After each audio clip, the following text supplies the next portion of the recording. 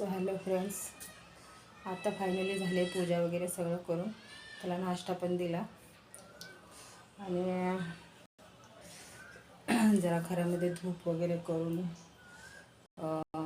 काय बोलतात त्याला पण धूप दे जरा थोडंसं आणि दूध आणि बिस्किट होतं.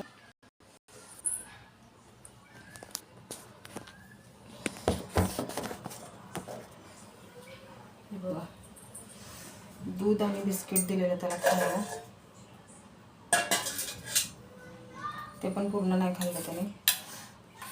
तर कसं होतं ना, पोरांना बरं नसलं तर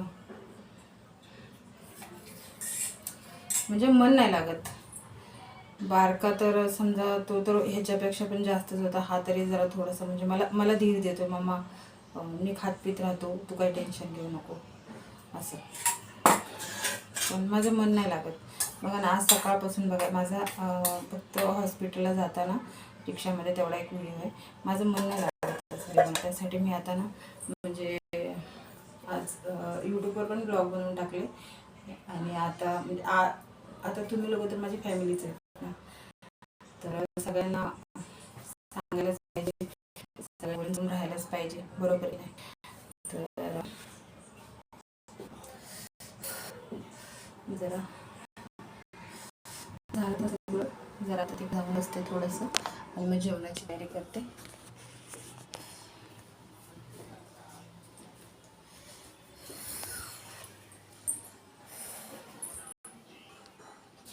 लिंबाचा पाला दाखवते तुम्हाला. लिंबाचा पाला वगैरे टाकलाय.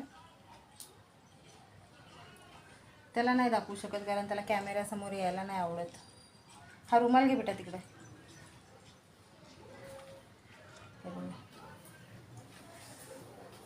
आणि बघा पूजा वगैरे पूजा केली, ते धूप केलेला.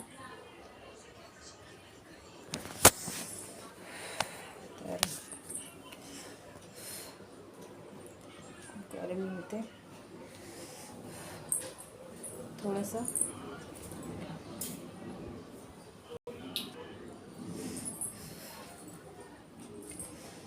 आता 5-10 मिनटं बसते. मंगळसूत्र छान वाटतं ना, मस्त आहे एकदम नाजूक छोटंसं ना. किती दिवस झाले बाबा, आयब्रो किती वाढलेत. पार्लरमध्ये जायचं होतं. फायनली मी विचार केला की आता आधीचं झालं आहे ना, आधी बरं झालं ना, तर विचार केलेला की उद्या पार्लरमध्ये जाते. मी संडेलाच जाणार होते, कालच जाणार होते, पण काल त्याला खूप ताप होता, मग काल नाही गेले. ताप होता म्हणजे काही समजलं नाही. तो गोरा खूप आहे ना, त्याच्या अंगावरती म्हणजे जसं अशा पाण्यासारख्या फोड्या आल्या होत्या. तो मला बोलत होता, पण इतका गोरा आहे ना जास्त, त्यासाठी मग त्याच्यामुळं ते काही समजलं नाही. म्हणून मी विचार केला नाही, त्याला पण म्हणजे माझ्यासारखी खूप जास्त गरमी होते ना, मग त्यामुळं पण झालं असेल असं. तर तो मला बोलला, मम्मा खाज येते अशी, आणि आधीला झालं होतं तसंच मला पण देवी आली म्हणून. तर मी बोललं नाही तसं काही नाही बेटा, बघूया तरी पण उद्या सकाळपर्यंत. तर रात्री ताप आला होता, काल दिवसभर पण जरा जरा ताप होता त्याला.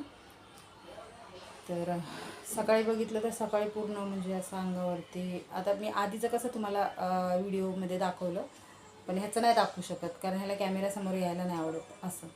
तर दाखवू शकते. त्याला दवा लावली मी. एक मिनटं, हे बघा ही दवा लावली. जिथे जिथे झालेत ना, म्हणजे ह्याने त्या दव्याने ना निशाण नाही राहत म्हणून अशी दवा लावली इथे. त्याला चेहरा नाही दाखवायचा, ही दवा लावली आहे बघा. आधीसाठी आणली होती ही वाली, म्हणजे ह्याने ना निशाण राहत नाहीत. तर